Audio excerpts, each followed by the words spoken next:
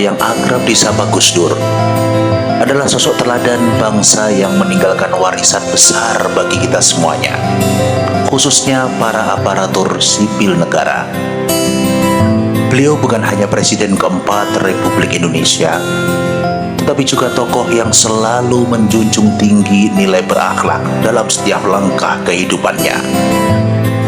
Gus Dur menunjukkan nilai berorientasi pelayanan dengan keberpihakan kepada kaum lemah, minoritas, dan kelompok marginal.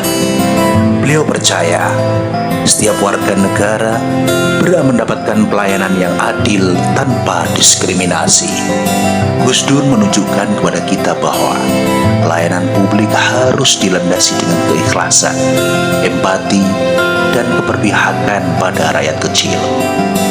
Beliau tidak membeda-bedakan suku, agama, maupun latar belakang.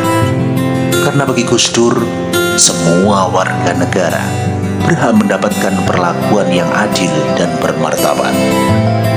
Gus Dur tidak hanya berbicara tentang akuntabilitas, tetapi juga menjadikannya sebagai bagian dari integritas pribadinya.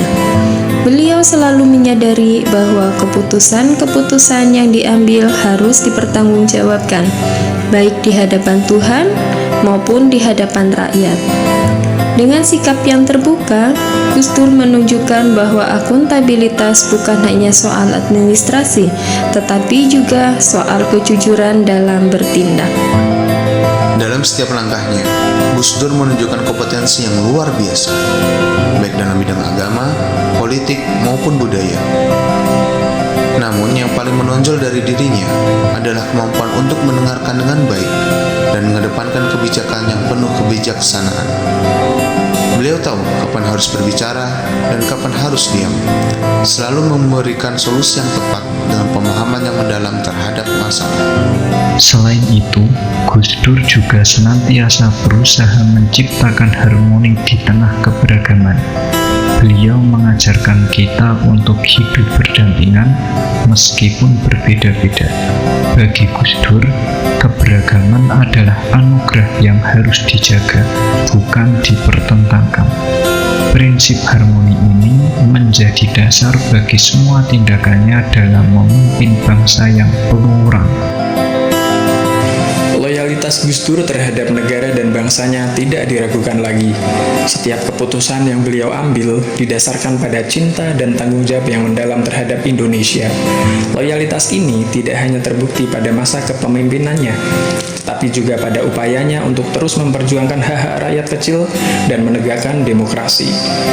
Adaptasi Gus Dur terhadap perubahan zaman juga patut dicontoh.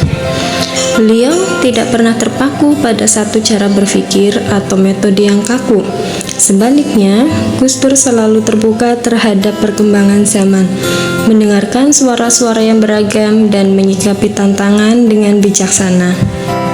Gus Dur adalah teladan besar bangsa yang selalu menempatkan kolaborasi sebagai jalan menuju persatuan dan kemajuan.